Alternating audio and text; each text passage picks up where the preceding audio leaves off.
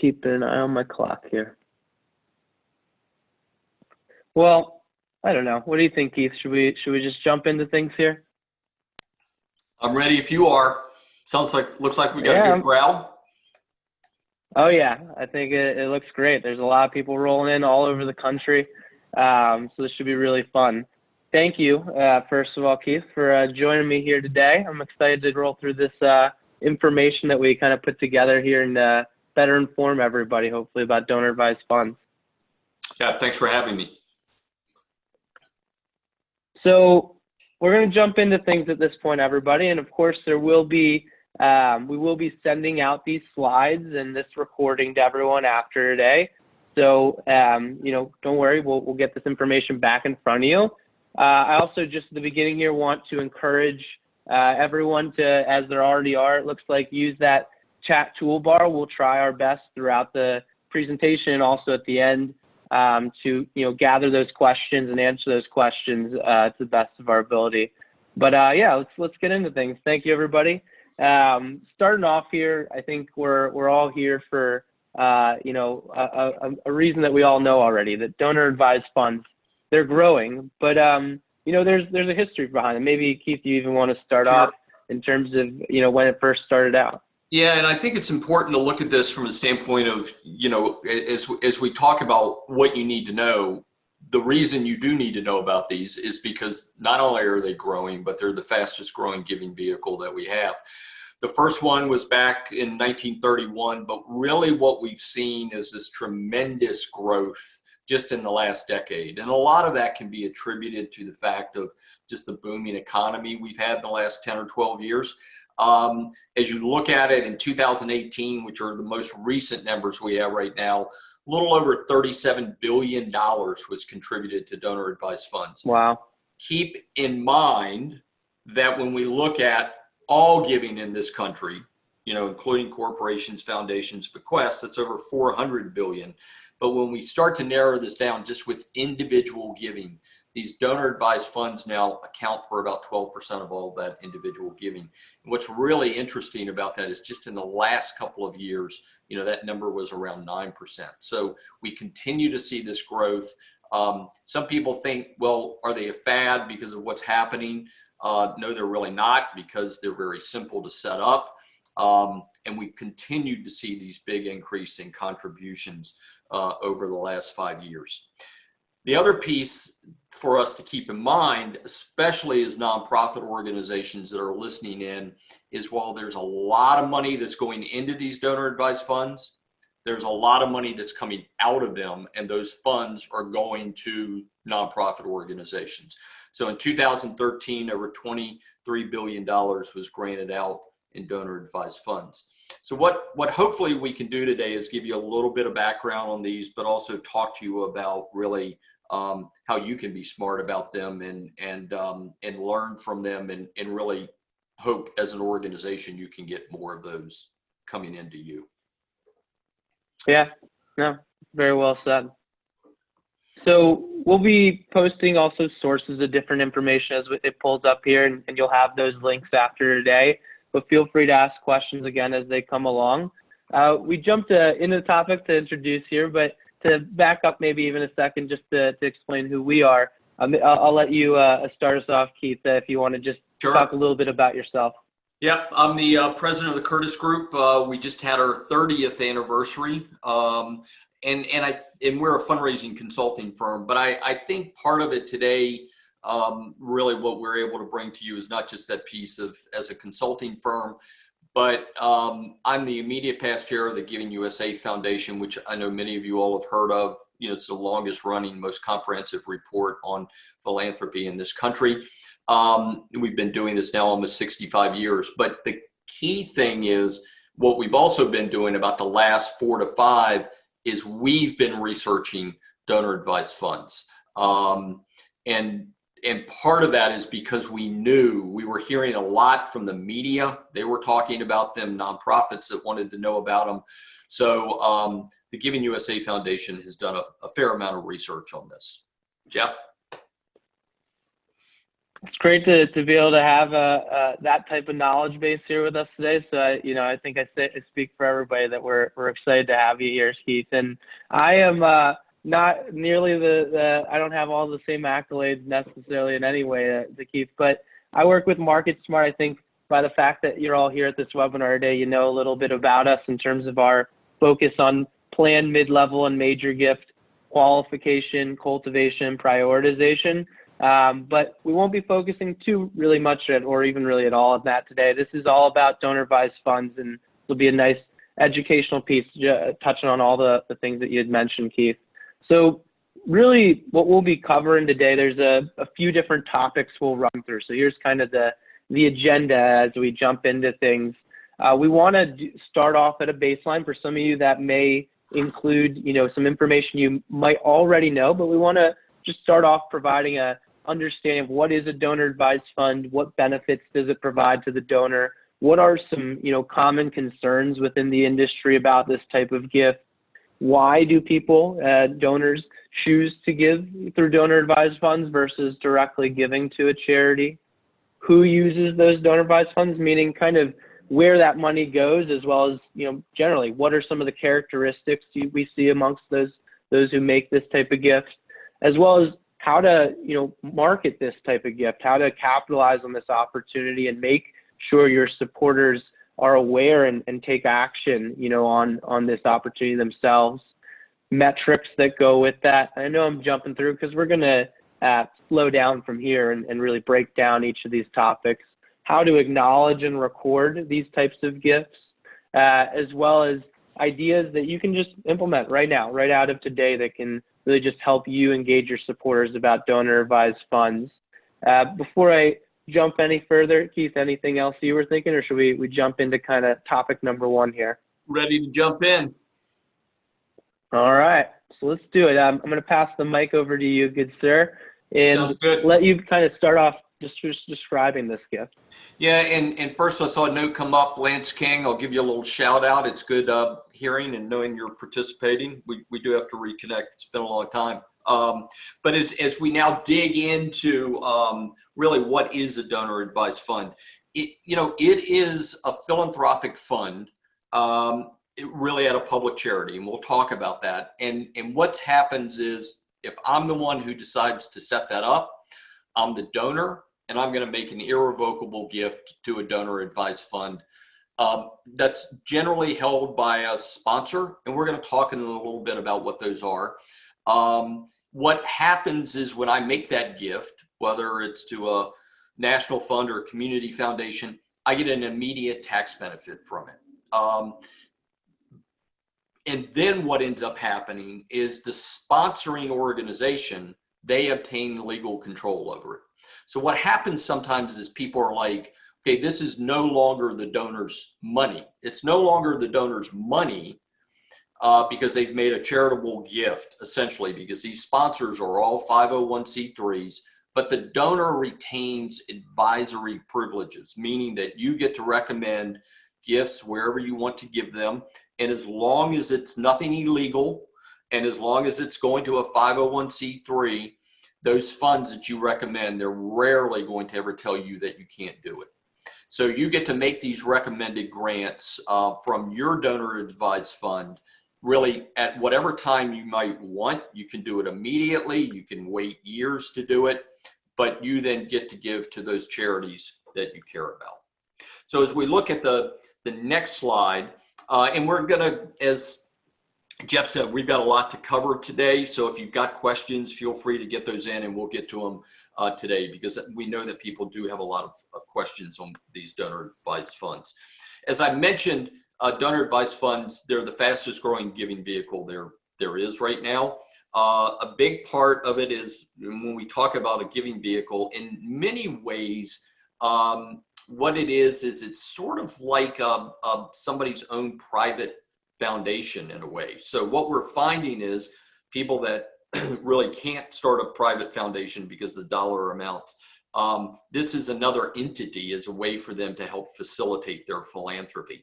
And one of the things we're going to talk about is the people that do this are incredibly philanthropic. So keep that in mind as we as we go through this and we really look at what the donor advised fund is. So I think as we talk about these next slides that we have coming up, again, want to remind you that they are irrevocable. So once that donor makes that gift in there, they can't pull it out for any other personal use except for charity, but they do get that tax deduction. They do get to make sure, even though the organization, the sponsoring organization, has legal control over it, you retain advisory privileges and really get to direct grants out.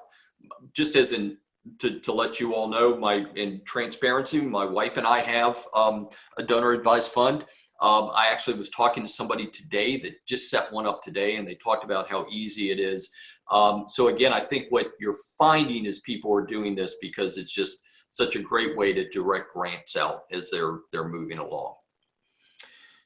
So Jeff, as we then look at the next piece and we talk a little bit about why people do this, again, I really want to stress people do this because they have a strong philanthropic intent.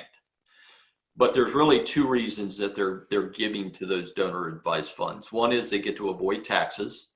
But again, this is not the primary reason they're doing it. They're doing it because they've got philanthropic intent.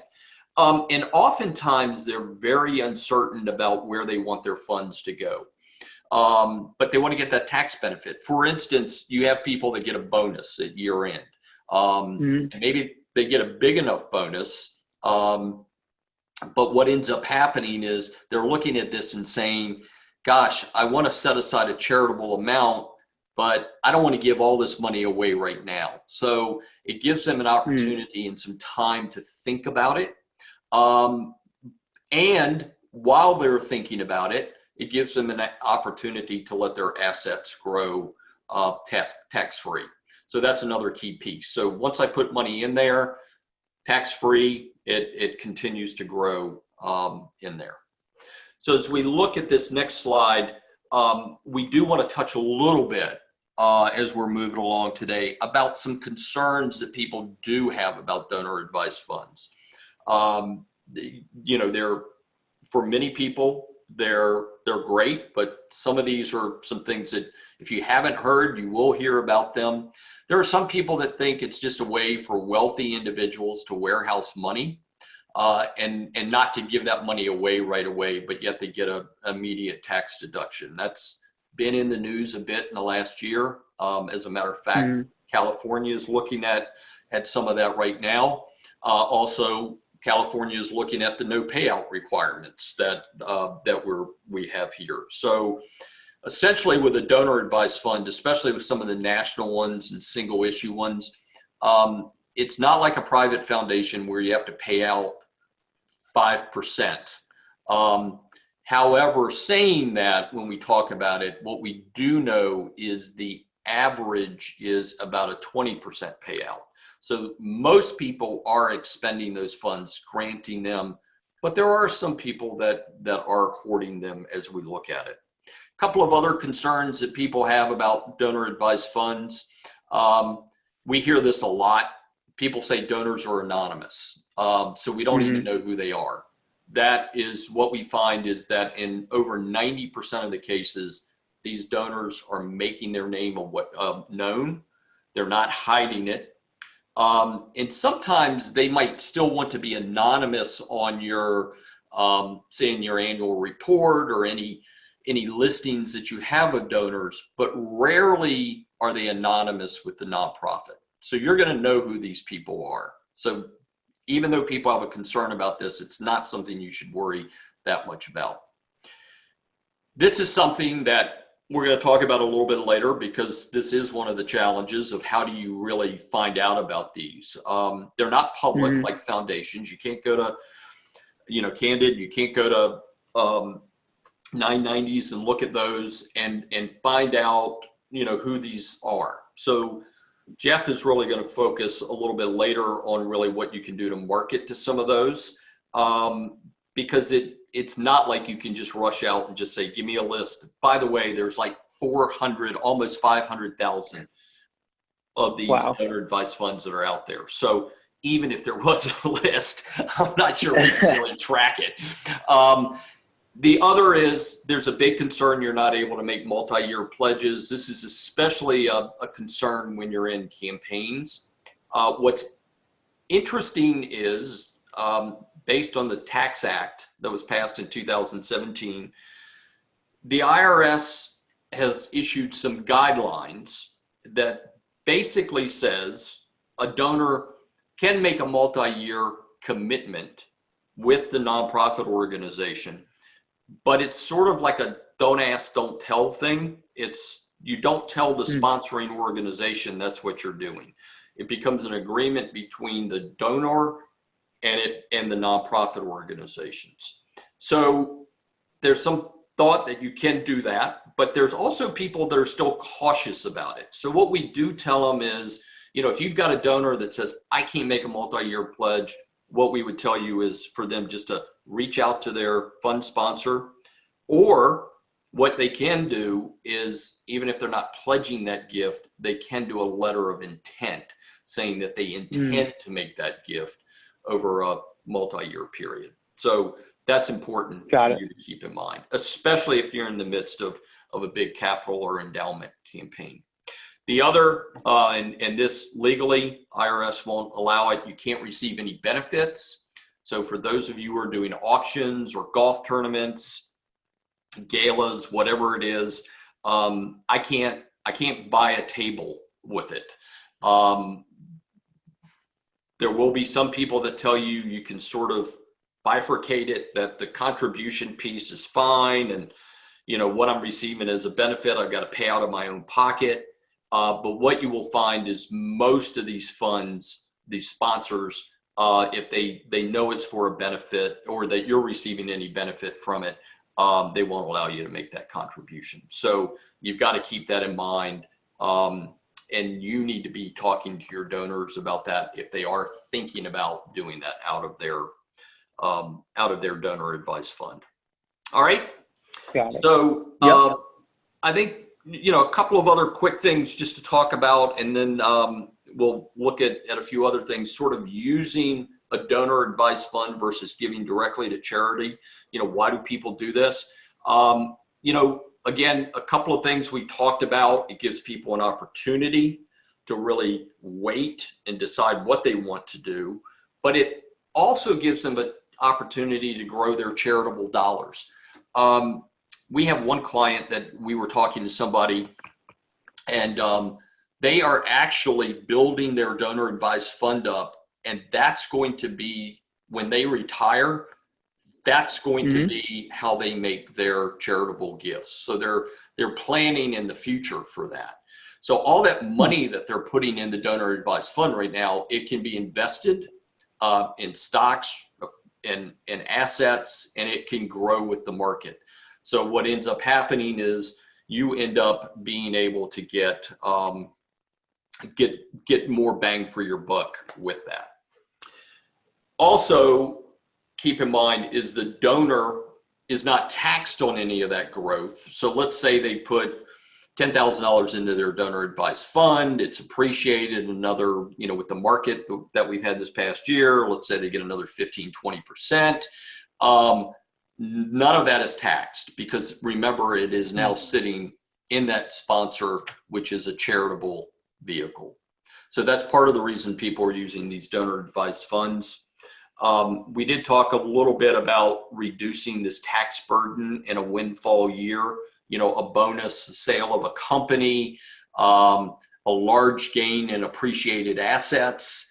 What it again does is it allows these donors who say, wow, all of a sudden I have $5,000 more, $25,000 more, or whatever it may be. It gives me an opportunity to go ahead and just maximize my charitable deductions by giving to this donor advised fund and getting that immediate tax deduction that they would have.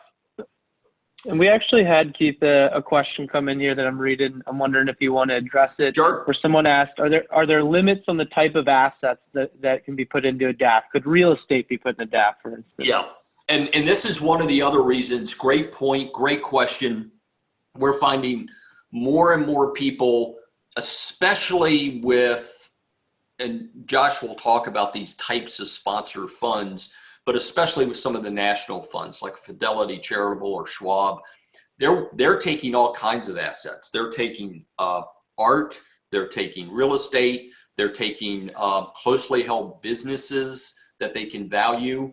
So there's an opportunity for them to take those, and then those can be sold if needed. But yet you're seeing it's, even though most of it is appreciated assets through stocks primarily, you will find people using other ways of funding their donor advised fund. So great point.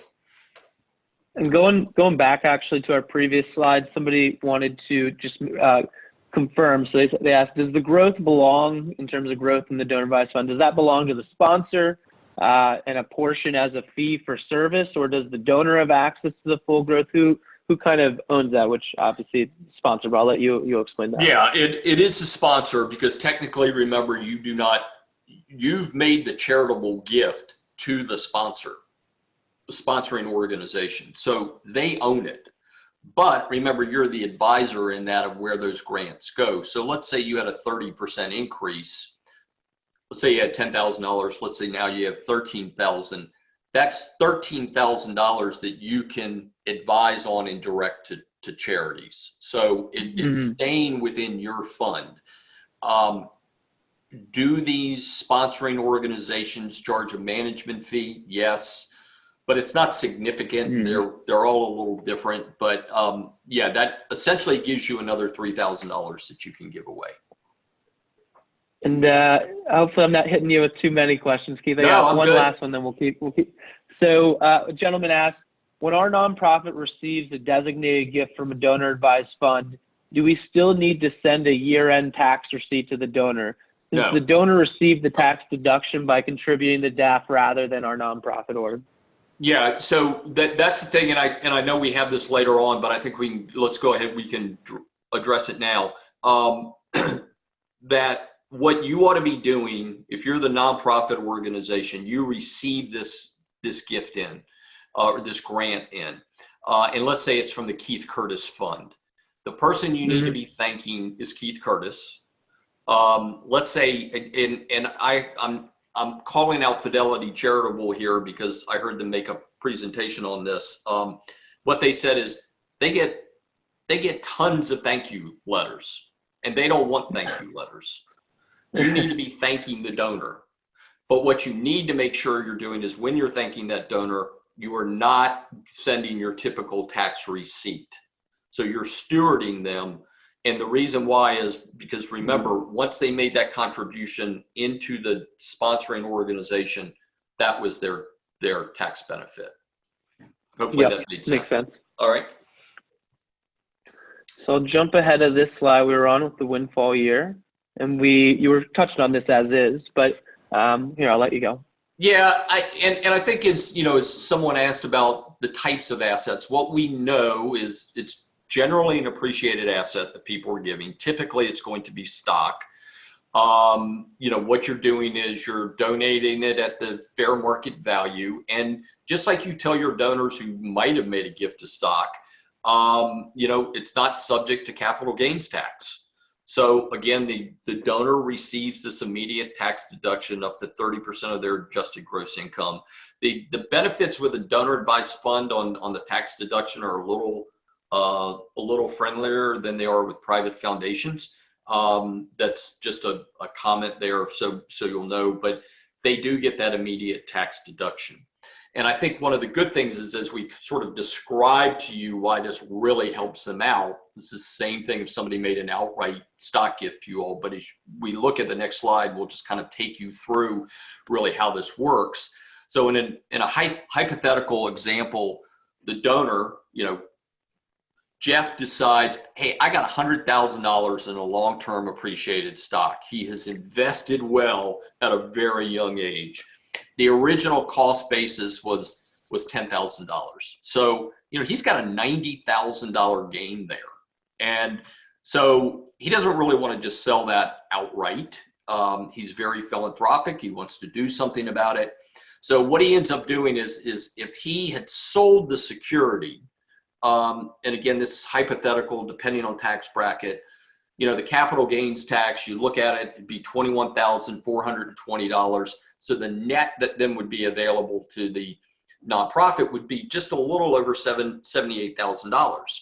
But if the donor contributes that appreciated security, if Jeff says, wow, I'm going to set up a donor advised fund and I'm going to give that $100,000 to that organization, to that sponsoring organization, to the Jeff Fund for philanthropic purposes, what he has there is $100,000 to deal with. So again, that's the benefit. You're finding most people aren't making cash gifts. They're doing some type of appreciated asset, typically an appreciated stock that you would see in there.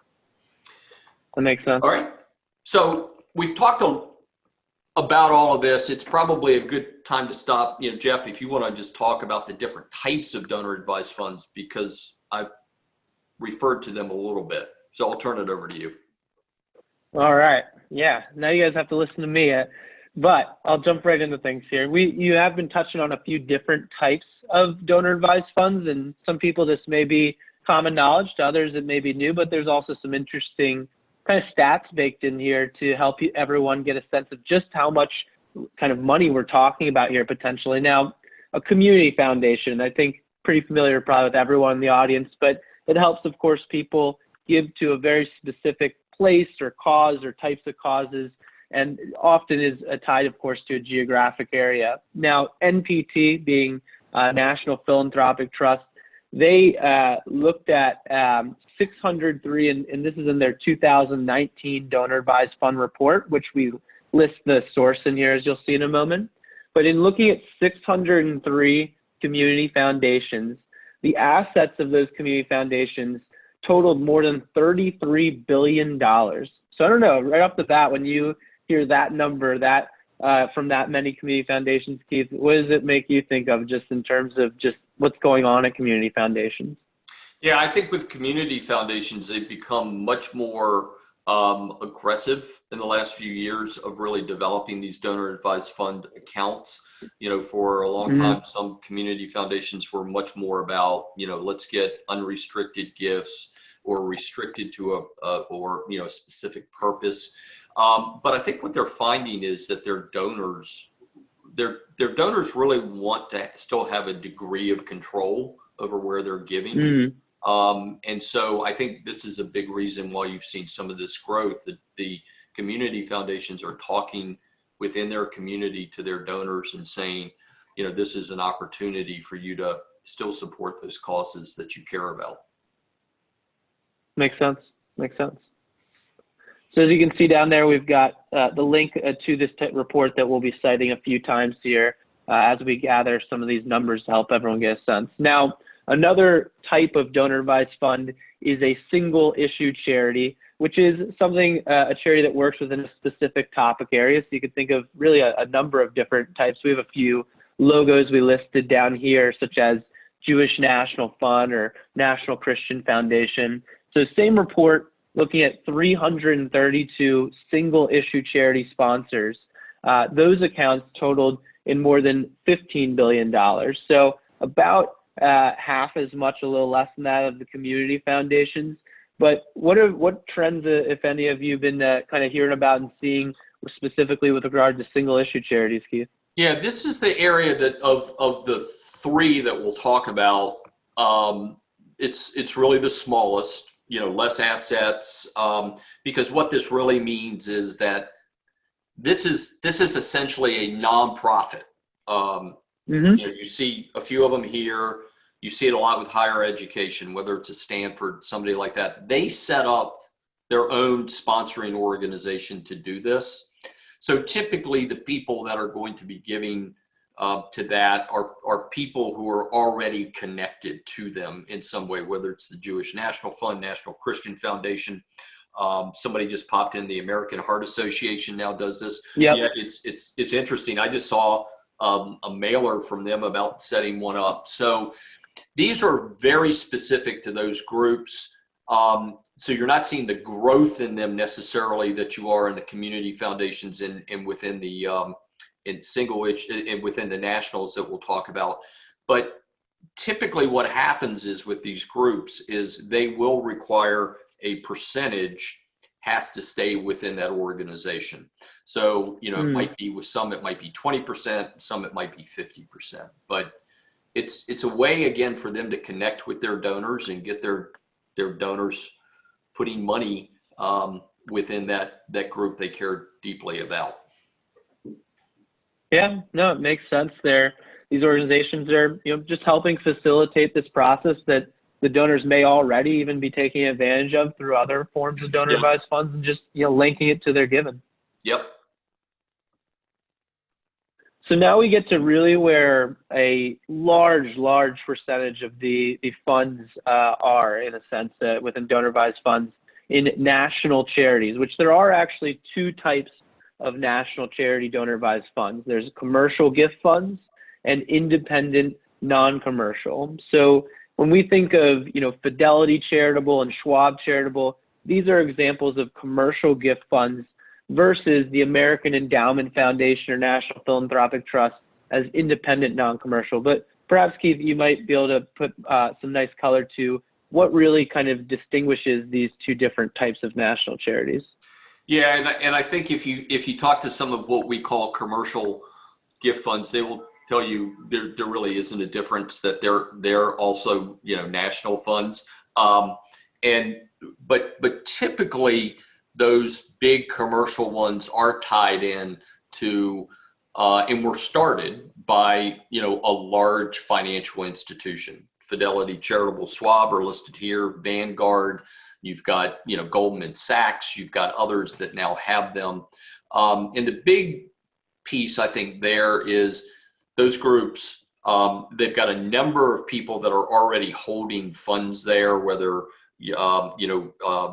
they have accounts, retirement accounts, other stock accounts, and so for those commercial type funds, it's an easy way for people to just transfer over. So that's really sort of the distinguishing piece, that those commercial ones are generally tied into a large financial organization. Yeah, it makes sense. By the way, already sorry, Jeff, I would imagine that most people right now that are listening in, they're probably, a lot of these checks that they're getting are probably coming from these commercial gift funds, the Fidelity Schwabs. Sorry.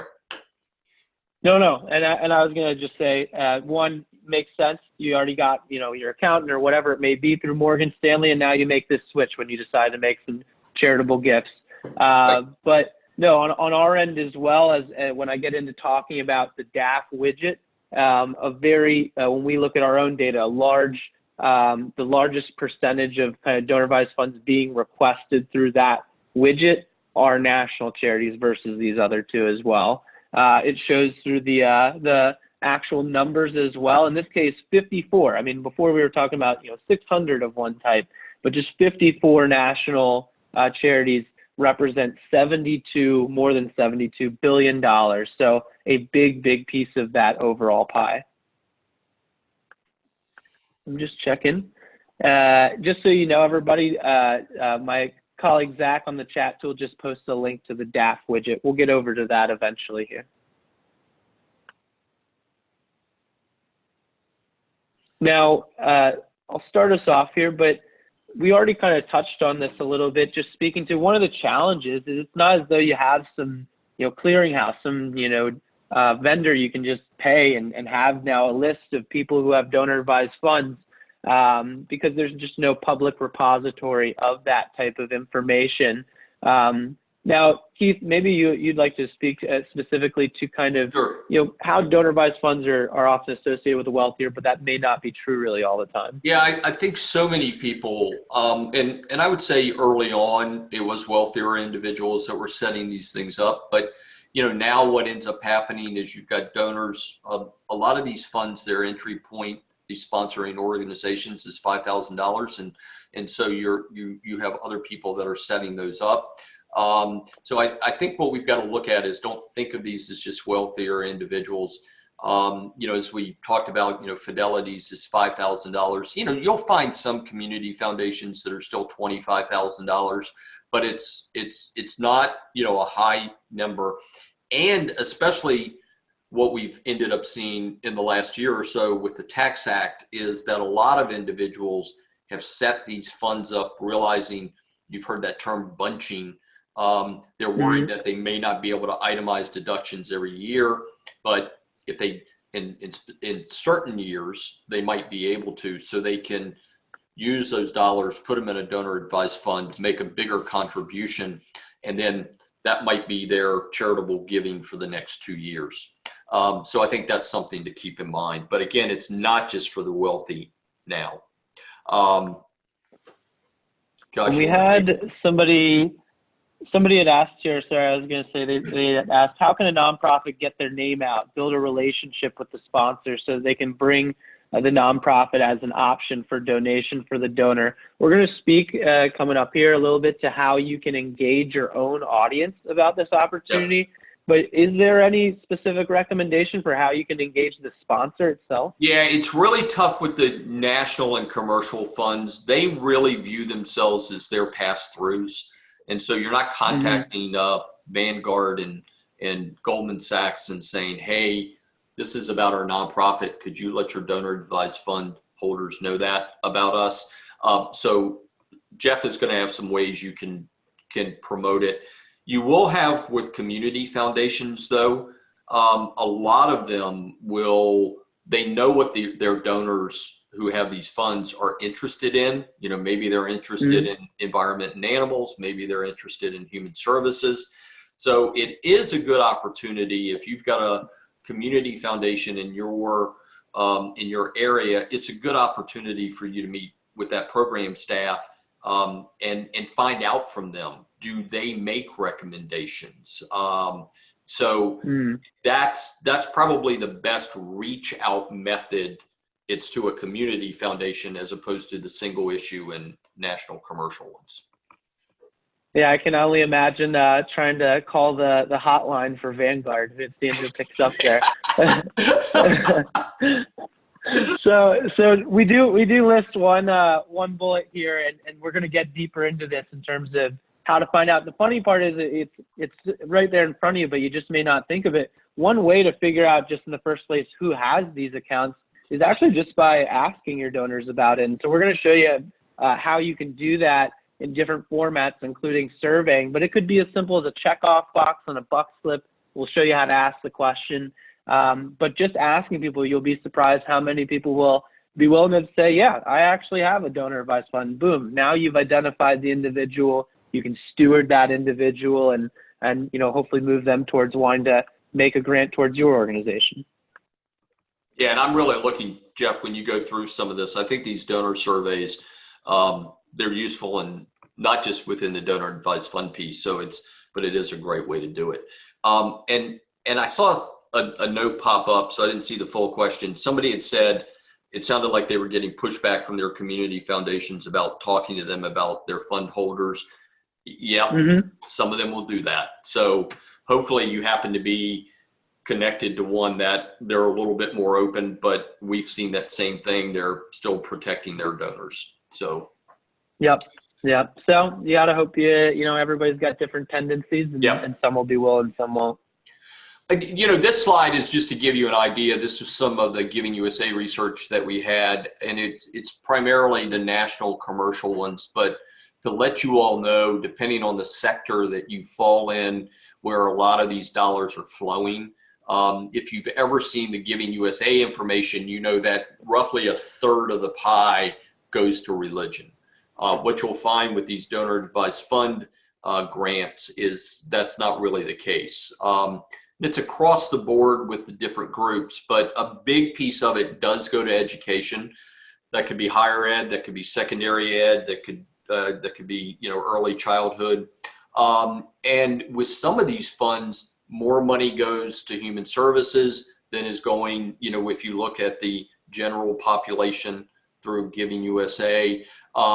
You end up with a few of these. For instance, international affairs becomes big, especially around disasters and that type of thing. So this is just to give you a little idea of where some of these funds are actually flowing to, which sectors. Yep. There's plenty to go around though, so even a Yep. small percentage here is worthwhile.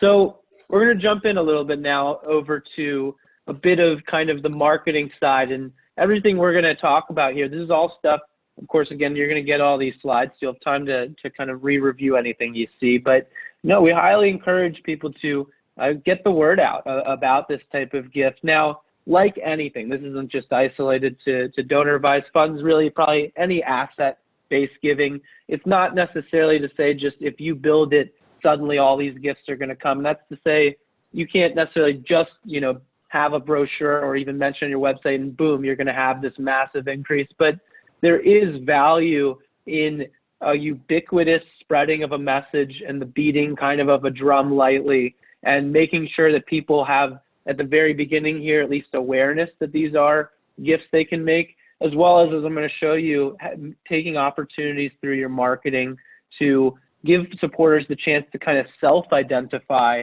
that they either already have, the means to make this type of gift and or have some level of interest in acting upon it with you.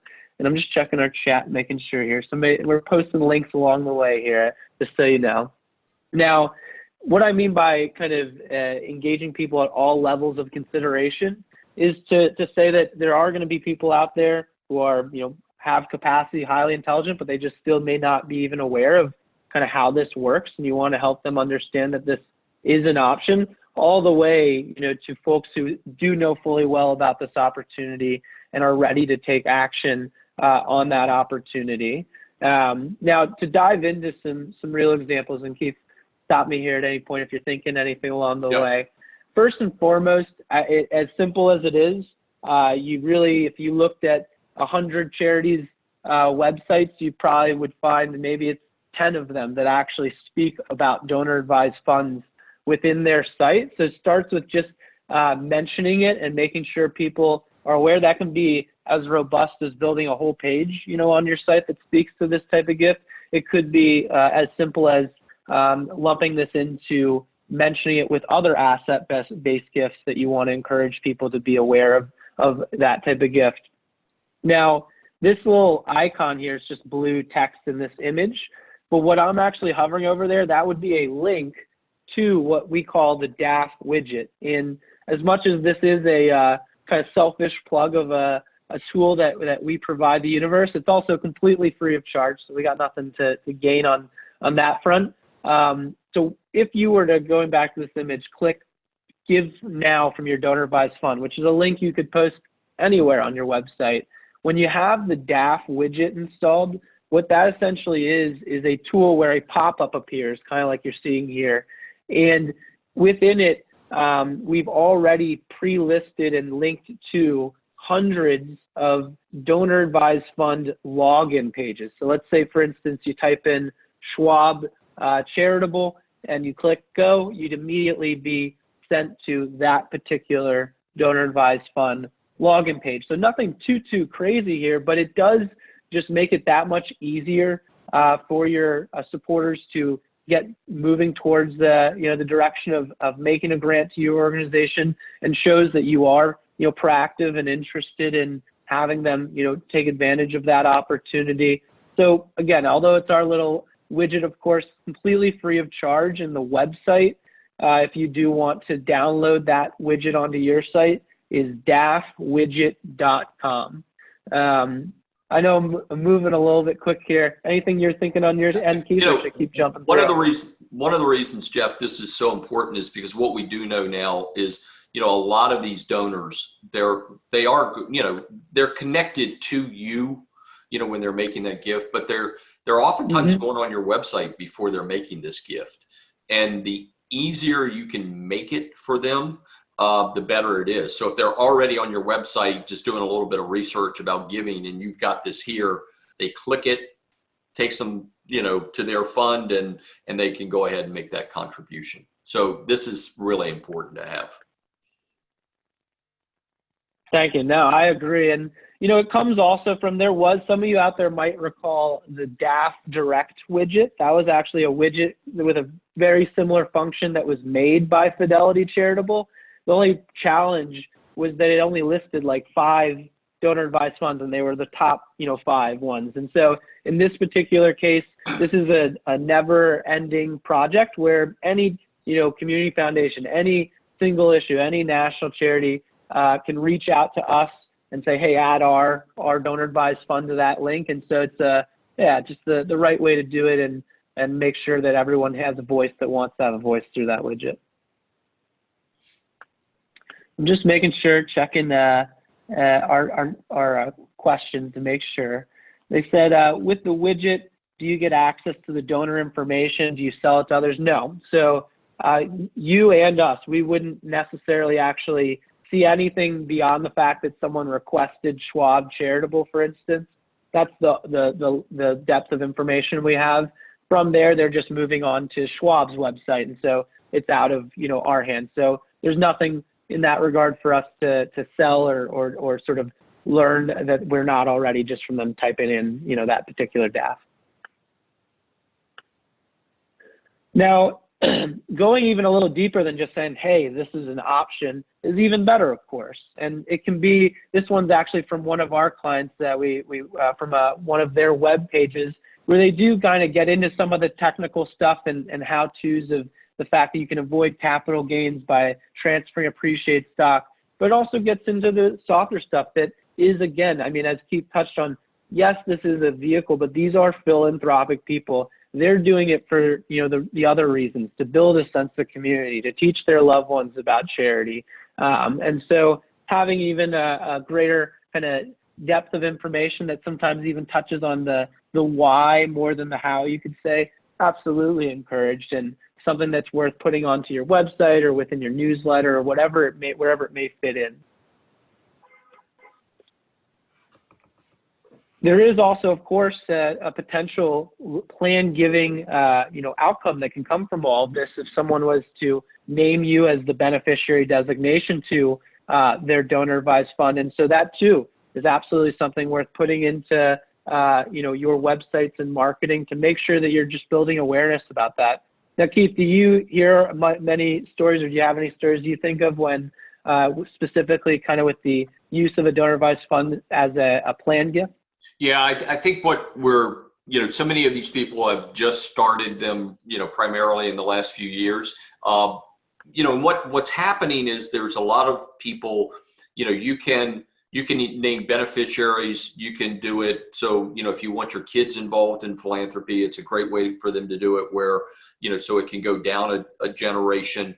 But a lot of people are looking at it and they are then designating specific nonprofits to receive these funds, what's left, at their death. So again, it's really important to cultivate these people who have made these, when you start to get these checks in, for a couple of reasons. One is they might leave your organization as a beneficiary of that fund. But two, in their lifetime, you now know they have this fund, which is set up strictly for a philanthropic reason. So they're going to be giving money away on an ongoing basis. The third thing we know about donor advised fund holders, this is some surveys, for instance, that Fidelity did with theirs. These donors have a stronger likelihood of making a planned gift, not just with their donor advised fund, but leaving organizations in their will or their trust. So again, much higher than the typical general population. So again, if they're making this gift through a donor advised fund, you should be talking to them about legacy giving. Yeah, and I'll be pulling up in a slide or two here how we're seeing that in our own survey data for our clients too. There is a higher level of intent to make a legacy gift with these donor advised fund holders than just your average donor. So here, I'll be hopping to that in a moment here. Now, I'd mentioned asking about this type of gift within surveying, or even just taking this type of question, making a checkoff box on any marketing piece, highly, highly encouraged. Now, often we are within the questioning for the sake of maybe identifying multiple opportunities, kind of lumping donor advised funds and foundations and trusts together to some degree, but you kind of touched a little bit on, Keith, how for many, sometimes they create a donor advised fund for the sake of the fact that they may not be able to or ready to create, an actual family trust or foundation. But right. All that being said, as you can see here, this is a great way to ask it. I blanked out the name of the organization itself, but an easy way to support, X university, for instance, is through a donor-advised fund, family trust, or foundation. And this, in our case, although it doesn't have to be, would really actually be a drop-down. So that's to say that if someone clicks yes, I would be interested in giving that way, or I'd like to learn more, they show kind of positive interest, then a drop-down appears. Do you actually have, one of these giving vehicles? And so it's really interesting what you mentioned just a moment ago, Keith, and I say this to folks too on my calls, is the fact of the matter is just with the amount of money, both, aggregately, but also just in each individual donor advised fund, when someone tells you they have this type of giving vehicle, they're essentially giving you a major gift indicator. You don't need the capacity score. You don't need it all, but just in this case, you just found out they've got the capacity to make a big gift. This might be the first way they give to you, but there's a lot of potential there. This too can be lumped in next to other, asset-based gifts. It fits in well, so kind of alongside here is more of a Likert scale. Would you give through a donor advised fund or foundation alongside giving assets or property or transferring a portion of your IRA, and giving people kind of a Likert scale to self-identify where they sort of are in the process of considering that type of gift? I already do it. I'm likely. I'm somewhat likely. And again, just checking my chat tool here, making sure I'm reading questions, but I think we're getting them answered. But these are both the formats I showed you, the checkbox kind of with 2 questions here, or lumped in with others, whether it's through a survey or it's a mailing you're sending out, or a pop-up on your website. These are all encouraged and well-tested ways to ask about these types of gifts. And what's interesting, I'll touch on in a moment what I've been speaking to of kind of how we can cross-analyze how folks are also just answering general questions about their estate giving intentions. So we'll get over to that in a moment, but just briefly touching on the DAF widget. And we have about 9 minutes left here, Keith, until we get to the top of the hour. So I want to make sure we reserve a little time for any additional Q&A. Right now, as it stands, there's 886 different donor advised funds within that widget I had pulled up earlier. It's only going to continue to grow as others, send us their link and want to add, their maybe community foundation or whatever it may be to the list. However, in looking at the data, and much like just the reality of the world we live in this kind of particular type of giving, the most requested by far are those national charities such as Fidelity and Schwab Charitable and Vanguard, followed by many within there, though, still many community foundations and smaller, more regional entities. But it is chock full of a lot of options there. It's just a matter of making it easy for folks to access. But that's really, as you touched on, Keith, just even still scratching the surface. I mean, there's thousands out there, right? Yeah. Now, this is finally now speaking to what I was touching on. In those surveys we conduct, you've just seen how we ask questions about asset-based giving. But what we also ask about is just generally, would you consider X charity in your estate plans? And they could answer saying, you're already in my estate plans, I'm interested, or they could show kind of more deferred intent. Maybe they say, maybe in the future, I'll make that plan gift with X organization. So when we cross-analyze those who have DAF interests, who show that they want to give that way, with that question, what we find is quite interesting and aligns with what you were mentioning, Keith. So we find that about 10% of those who show interest in giving through a donor advised fund also in that same survey disclose that they already left that same charity in their will. So 10%, 1 out of every 10. Another 10% say, I'm interested in putting in my will. So 1 out of 5, it's pretty amazing, are either saying, not only do I have interest in giving through a donor advised fund, but either you're already in my will or I'm interested in doing that right now. So I don't know, what is just even that kind of tip of the spear there say to you, Keith? And, again, it shows these people have a philanthropic intent. They want to make gifts. Typically when you look at a typical studies that we have, somewhere between 5 and 8% of the general population's making leaving a bequest in their will. So what we're seeing is these people much higher than that. And I'd say this final third bullet falls in line with actually just what we'd expect. A good half usually of the survey response just in general is going to show kind of more deferred interest, saying maybe in the future, but still a great cohort here. Only a small percentage of those who show interest in DAFs don't have any interest at all in making a plan gift. Checking our chat tool again and again. And I'm happy I got my colleague Zach here. He's been helping answer, and I'm not typing there as we go along. So here, Keith, maybe you want to walk us through kind of the checklist of what to do. I'll probably touch on this quick, but just as a reminder, we talked about this earlier. If there's a letter that comes with this, look for the advisor's name. Look for it if it says Keith Curtis. Don't look at just, Schwab or the Community Foundation. And what we find sometimes is we'll go in and meet with clients, and they'll list when we ask them for their top donors, they'll list Fidelity Charitable as their single largest donor. And Fidelity Charitable is not their single largest donor. So if there's not a letter, sometimes call the sponsoring organization, see if they'll disclose who directed it. They won't always, but it doesn't hurt to ask. And make sure that if all this is going through your finance department and then they're giving it to you, a copy of the check, make sure you get a copy of that letter so it doesn't seem like it's just coming from Fidelity Charitable. And remember, when you're thanking them, it's not thanking the sponsoring organization, it's thanking the donor. So make sure that you're letting them know how much you appreciate it. And don't, it's fine if you want to say the Jane Doe fund at Fidelity Charitable, but make sure you're thanking Jane Doe and not just Fidelity Charitable. Acknowledge that individual, just like if they had made a similar donation to you, because again, they will probably give to you again. So don't forget about them. Yep, makes sense. So of course, this checklist will be sent to everyone as well if you want to be able to kind of think about it in the future when you receive the check.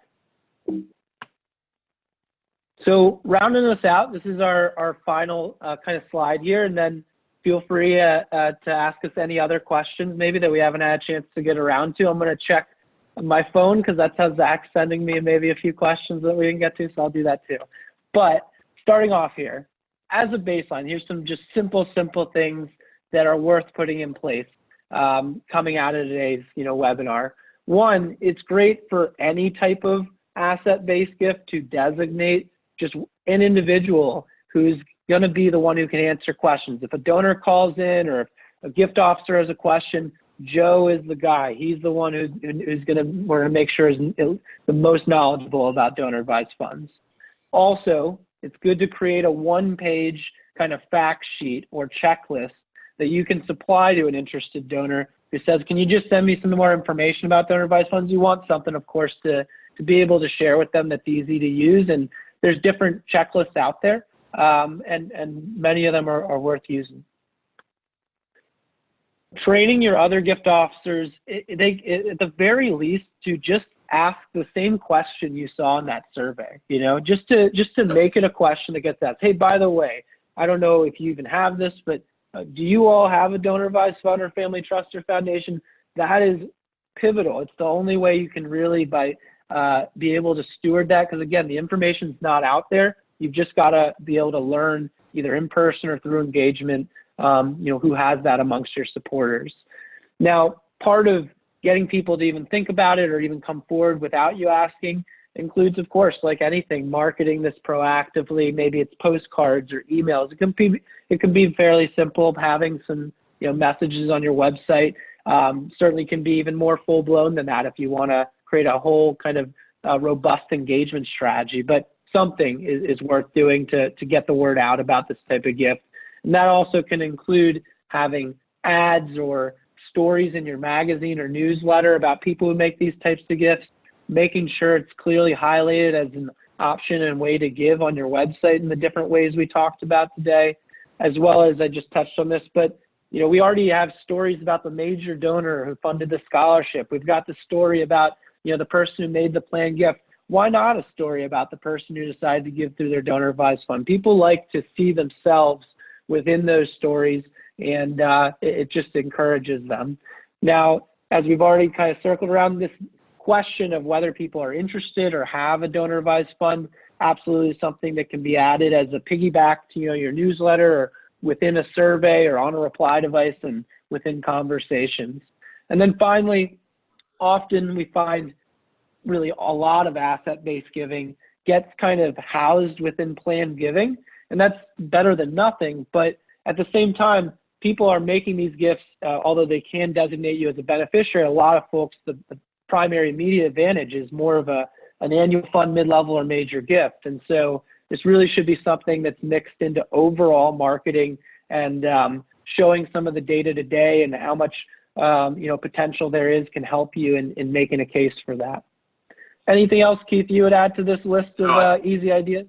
No, I probably the only thing I'd add before we move to questions is part of the reason it's important to ask people if they have donor advised funds is because what we do know is these people that have these funds still give in other ways. They'll still give out of their checkbook, for instance. So don't think that that's the only way they would give. You've got to ask them if they've got one. Makes sense. Makes sense. So that does bring us, oops, I went a little too far here. What did I do? Let me pull my deck back up. I clicked on a LinkedIn page. That's what I did. So let me pull my presentation back up here, guys. Wow, we went 59 minutes there, Keith. I didn't mess up, and then boom, right at the end. All right, so we do have time here for some more questions. It looks like we just got one I could read over to you here, Keith. And everybody, we're happy to stay over a few minutes here and answer questions. Obviously, I know some people might have to go at the top of the hour, but question here was, to thank Jane Doe, a donor, for Fidelity, let's say. Usually the gift comes from a local Fidelity office, or is it deployed from a national office where they will not be able to perhaps forward the thank you note to Jane?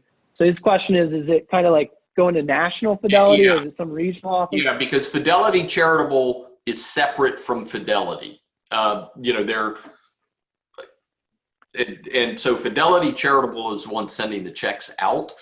And, they're a national group. So you're going to get it and find out Jane Doe gave, and you're going to generally get all that contact information from them. And so you would just send that thank you directly to Jane Doe. Don't send it to Fidelity, because Fidelity will not forward it to Jane Doe. Got it. Zach just sent me a message to check my Slack, because he actually sent us a lot of great questions that they gathered along the way here. So I hope you're ready to answer a few here, Keith. So, he had mentioned a lot of folks throughout the presentation asked, what happens when someone passes away and has a balance in their DAF?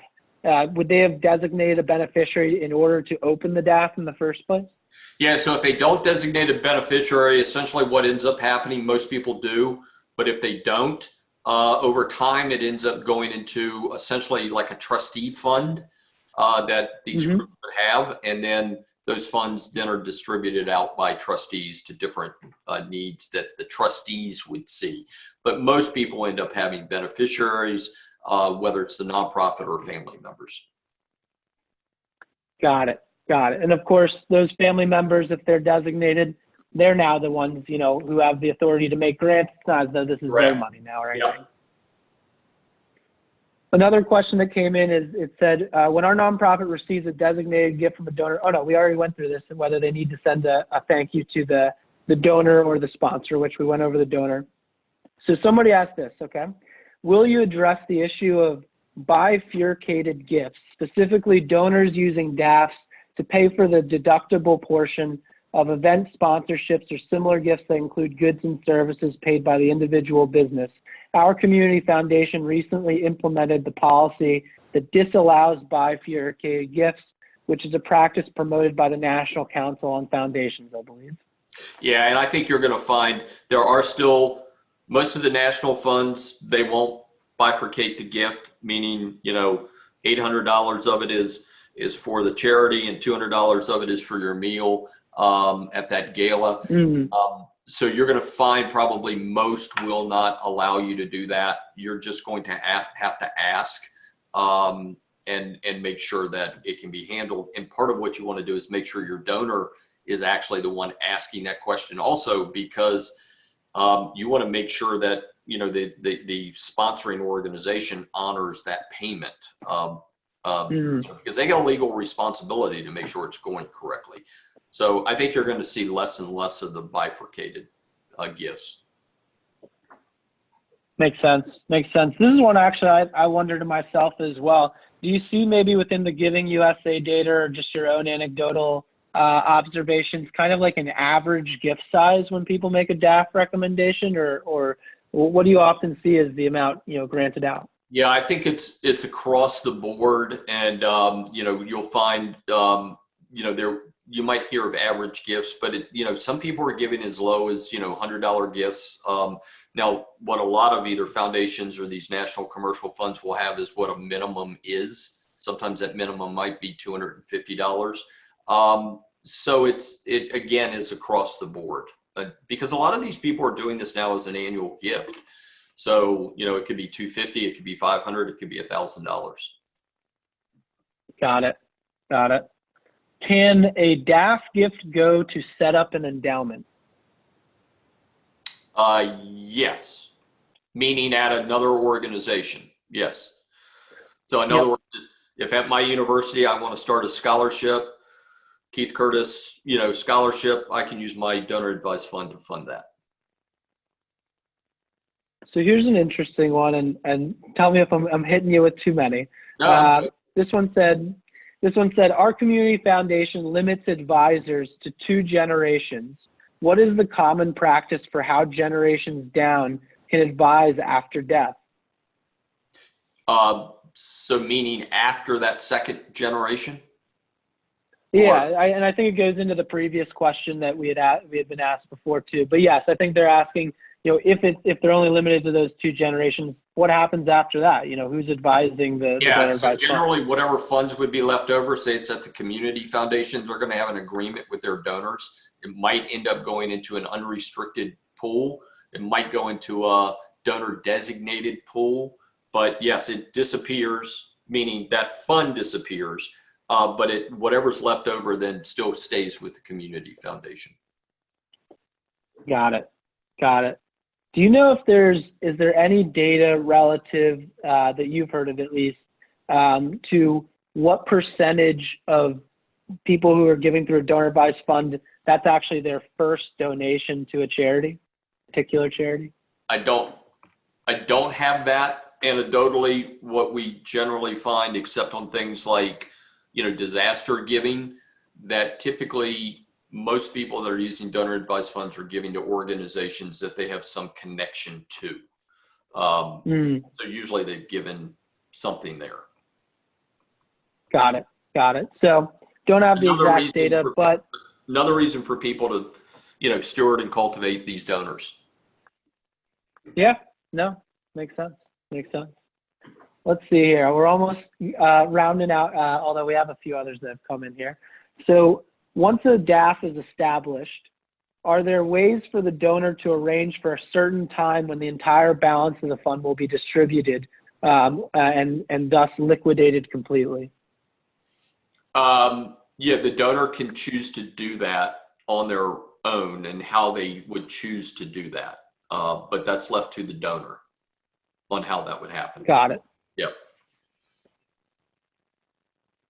Someone asked in terms of their own acknowledgement letter back to a donor advised fund holder, should they mention within that acknowledgement, quote unquote, no goods or services were received? They don't really need to, because again, the contribution has been made, but if they want to do that, that's fine to do it. So but they don't have to do that, but it's okay if they do. Makes sense. Makes sense. And then let's see, we're coming to the final close here. I guess one thing that people are curious about is if there's any, we talked a little bit just about how, yes, donor advised funds are associated with the wealthy, but people of modest means too take advantage of this type of giving. But are there specific demographics or trends within demographics, I should say, that people are speaking to, whether it be a certain age or ethnicity or anything at all in terms of, or gender or marital status? But are there certain demographic trends we're seeing within those who utilize donor advised funds?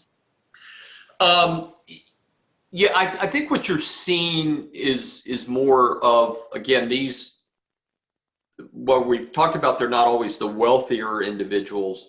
Again, in order to establish one, you usually have to put $5,000 in there. So demographically, they're at least your, mid-level donors. Some of you would even consider that major gift level. But it's really across the board in the sense of what we do know is that these are people that have a strong philanthropic intent, and we're just continuing to see growth really across all demographics in the growth of these. Not as much right now, I'll say, with millennials, because, millennials, that growth, obviously, they're looking at other things, and for them to make a gift of that size outside of Jeff's, big $100,000 gift that he made of that appreciated securities, that's just me.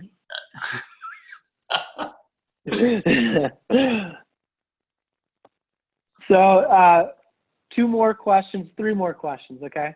All right. So one is, can you clarify for dollars invested, the donor advised fund owns that money, but the donor can advise where it's donated to? You kind of went over this a few times, but they just wanted you to clarify again, which is what you said is true. Individual who asked that, I believe it was Janice who asked that question, but yeah, go ahead. Just to be clear, if I put $10,000 in and it grows to $20,000 and I keep putting money in, that money in there is for me to advise. And whatever growth happens is still for me to advise on, as long as it's to a 501c3 and it's legal. Is there any circumstance in which a sponsoring organization would not follow the donor advised fund request for granting? Yeah, we've talked about a couple. It's not a 501c3. Somebody's trying to do it they're getting a direct benefit from it, like a gala, golf tournament, that type of thing. Some international charities, meaning you're not giving to a charity here that's using the money internationally. Again, making sure that, they've got to be an organization that can receive, a charitable gift, just like if you were stroking that gift out on your own. But rarely does the sponsoring, or if there's something that, you might get pushback if it's if it's an organization that is having issues out there that just from a public perception, they may push back a little bit on that. But it's rare. Okay. Final question. This is one actually I mentioned to you beforehand I was going to bring up, so this isn't from the crowd, but I wonder for the audience, everyone remaining here, if you could just speak a little bit, Keith, to some of the rumblings we're hearing out of California in terms of some of the regulations that kind of are coming into conversation right now. Yeah, and I'll try not to spend too much time on it. Some of you may go, hey, I'm in, Pennsylvania. Why do I care about what's happening in California? It's because, once one state starts to think about regulating and passing things, other states might end up doing the same thing. Basically, there's a bill that's been proposed that the Attorney General in California would be able to look at things like payout rates, making sure, what's the payout rate, how many essentially dormant funds are there out there. So it's not really looking at a particular individual, but it's looking at it to say, of this national fund or this community foundation, what is their real payout rate? How many of their funds aren't distributing any dollars at all? That is still going through, I think it's gone through committee, but it still has a ways to go. And what's interesting about this is the nonprofit organizations and the lead nonprofit organization in California, they are for the bill. And then the grant making organizations like community foundations are opposed to it. So it'll be interesting. If you just Google that, you can follow up on it. Just do like California donor advised funds and it'll pop up. But it's something we should all watch because it could end up impacting all of us down the road. It's not, by the way, in any way trying to stop donor advised funds from existing. So it's just more of a transparency piece. So which could be nice. Yeah, there's nothing. Yeah, transparency is good.